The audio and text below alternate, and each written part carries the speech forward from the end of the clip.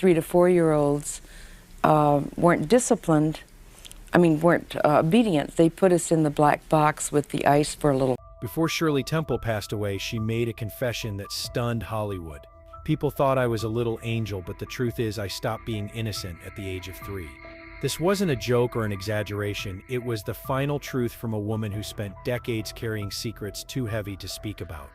The very films that made America adore her were the same places that stole her childhood, and the sparkling scenes audiences loved masked a darker reality behind the camera. What could drive America's most beloved child star to live her entire life with a sense of shame? Why was the period the world celebrated most the very time she called a paradise built on pain? The answer begins in 1931, when a 3-year-old girl named Shirley Temple stepped into a destiny more powerful than any contract. If I have to be honest, my childhood ended when I was 3 years old, the moment they signed my name into Hollywood. Nobody in Los Angeles could have imagined that a girl so tiny she needed a wooden box just to see herself in the mirror was about to become the icon who would save a studio from collapse.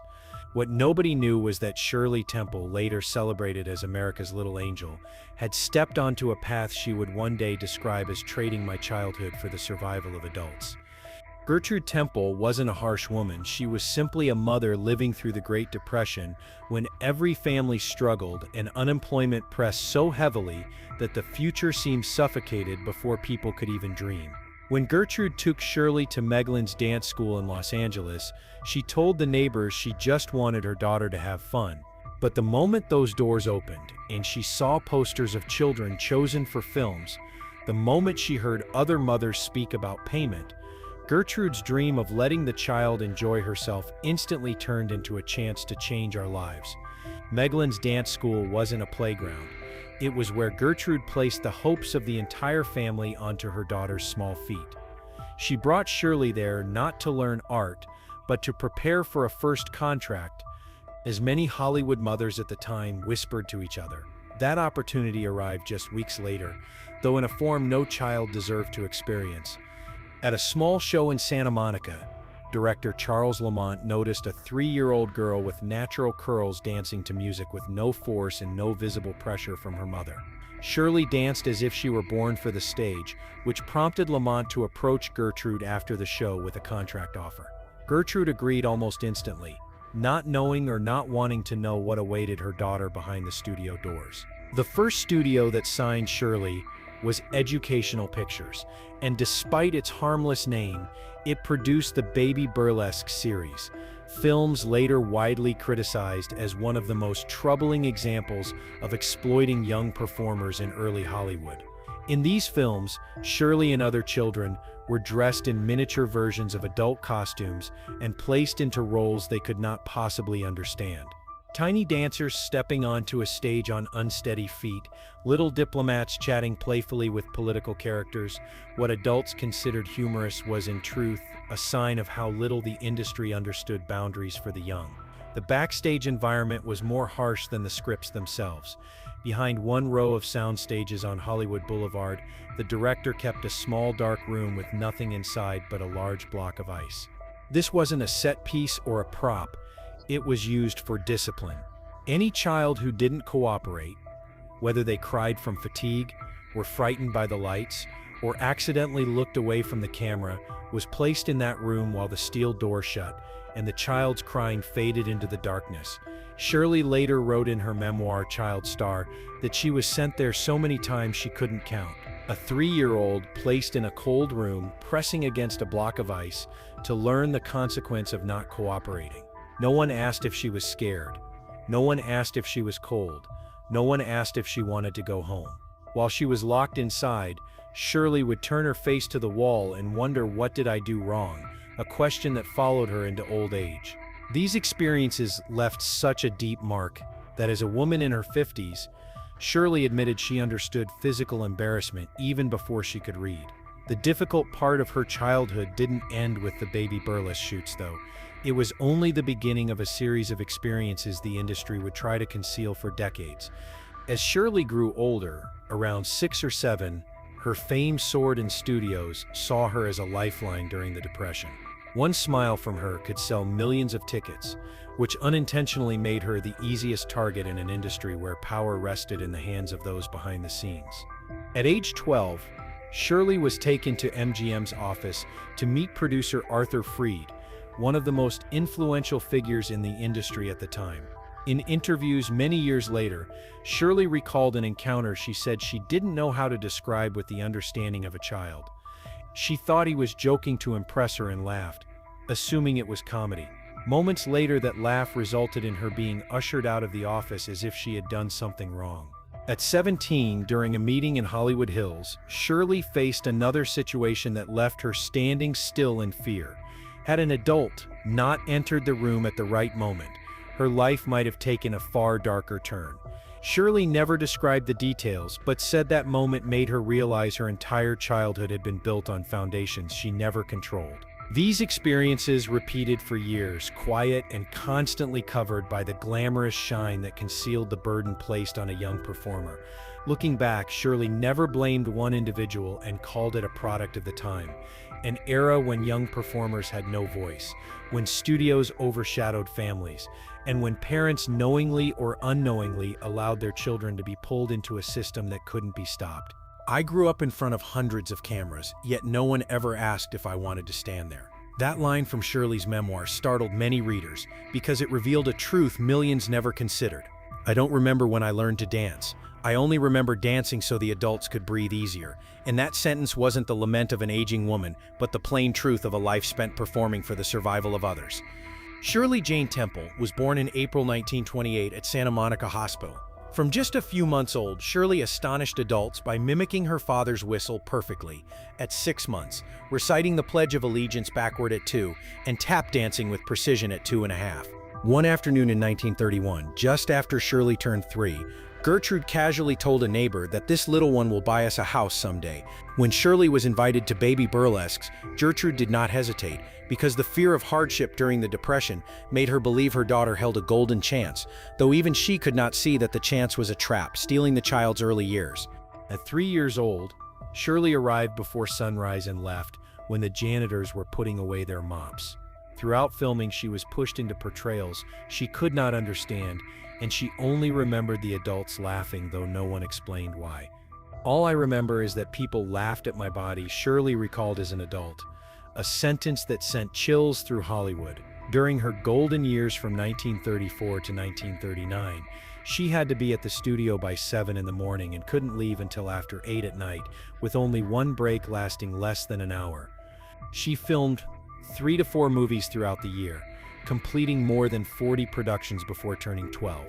Her smile was what kept Fox Studios standing during the economic crisis, so the smile had to appear no matter how much she was hurting.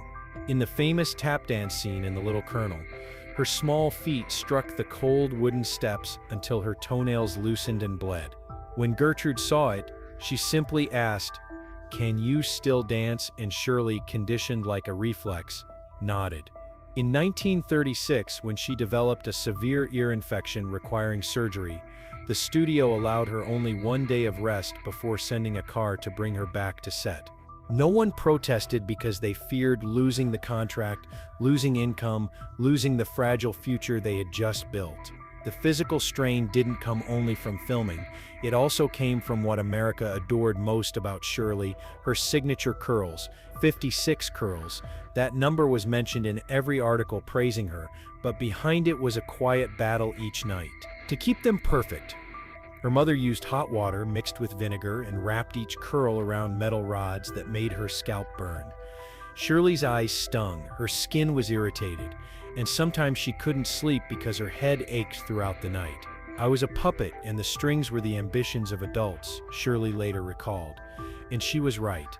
Every movement, every smile, every step she took was directed by forces she could never touch. The cycle could not last forever, though, because Hollywood never stays devoted to a child who begins to grow, and that brutal truth was waiting for Shirley at the next curve of her life. Then when I started getting taller, everything fell apart so fast I didn't understand what was happening.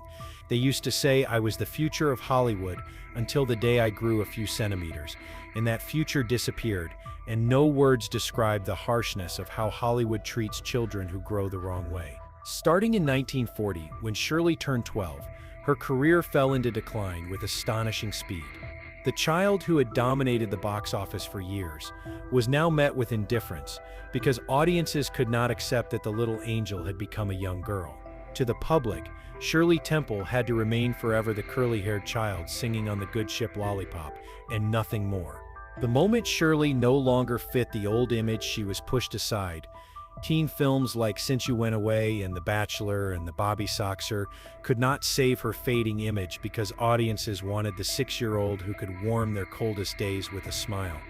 Scripts meant for her dwindled, phone calls from producers became rare, and in just a few years the brightest star of the 1930s was considered past her prime at age 15. As her career collapsed, Shirley sought escape in her personal life. In 1945, she married young actor John Agar, and many believed the marriage would help rebuild her image. What followed was the opposite, because John Agar carried many issues: jealousy, nights of parties, and a lifestyle filled with chaos. Shirley barely passed adolescence, entered a marriage she wasn't mature enough to handle, and lived in anxiety, arguments, disloyalty, and long nights of silence. 4 years later, in 1949, they divorced, a decision that shocked the public but for Shirley was a necessary release. Just as she was recovering emotionally, A Kiss for Corliss premiered in 1949 and failed miserably. In 1950, at age 22, Shirley Temple announced her retirement. "I didn't want to be an adult forced to act like a child." Hollywood didn't just abandon Shirley when she grew up, it left her with something worse. When she opened her trust account in 1950, she expected enough to build a peaceful life.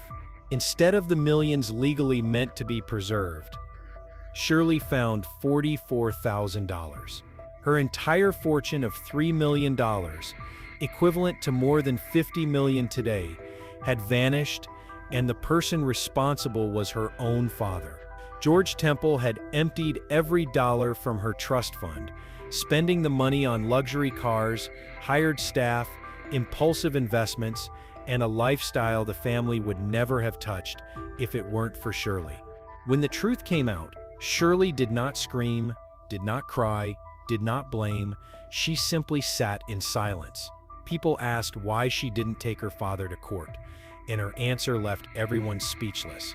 "Family is more important than money, and I was too tired to hold any resentment." She chose forgiveness not because her father was innocent, but because she needed to move forward.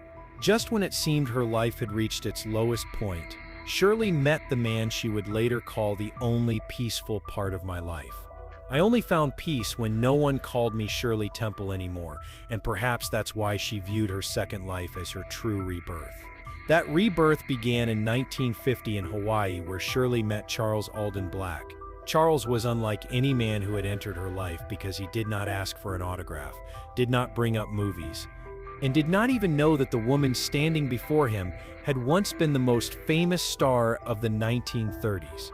He saw only Shirley, simple and intelligent, with eyes that carried experience yet still held a quiet warmth. Soon after, they married with no flashing lights, no reporters, only sincerity and a promise of peace. That promise held firm for more than 55 years until Charles passed away in 2005. Shirley's life didn't end at love, though, because after stepping away from Hollywood, she stepped onto a much larger stage, the international political arena. In 1969, President Richard Nixon heard Shirley speak about the Namibia issue and immediately recognized that behind her childhood image was a sharp and surprisingly capable mind. Just months later, he appointed her as a U.S. representative to the United Nations. Hollywood had made Shirley an icon, but politics made her a voice. In 1974, Shirley became the first woman in U.S. history to serve as ambassador, assigned to Ghana, where she built lasting diplomatic ties and helped reshape the way several African nations viewed the United States. The peak of her political career came in 1989, when she was appointed U.S. ambassador to Czechoslovakia, just as the nation was erupting in the Velvet Revolution. She witnessed a 41-year regime collapse in weeks, met Václav Havel, who soon became president, and supported him in re-establishing diplomatic relations with the United States. Henry Kissinger said she was smarter, more disciplined, and sharper than many professional diplomats I've known, a statement that not only affirmed her abilities, but also redeemed a childhood the world had reduced to a girl who danced and smiled and nothing more. While her political career reached new heights, Shirley faced her most challenging battle when she was diagnosed with breast cancer in 1972. Shirley refused to hide it as most women did at the time. After the operation, she held a press conference right in the hospital with her arm still bandaged, and told reporters that women needed to speak openly about their health to save their own lives.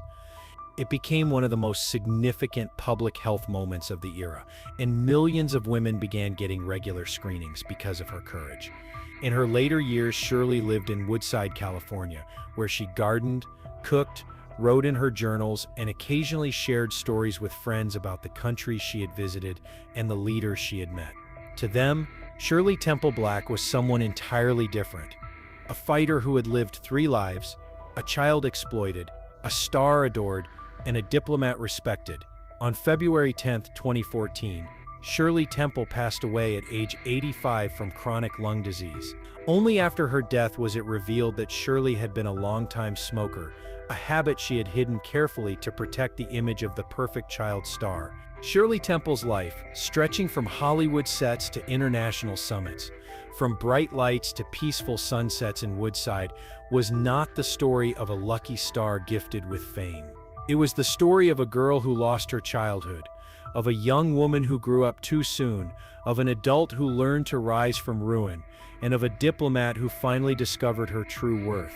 From the curls loved by the world to the hidden aches behind the scenes, Shirley never stopped moving forward. She embodied a simple but powerful truth. Glory may fade, but courage never disappears. Today, when we look back on her life, we see not just a child legend, but a resilient woman, a quiet fighter, and a heart strong enough to forgive, rebuild, and create an entirely new life on her own terms.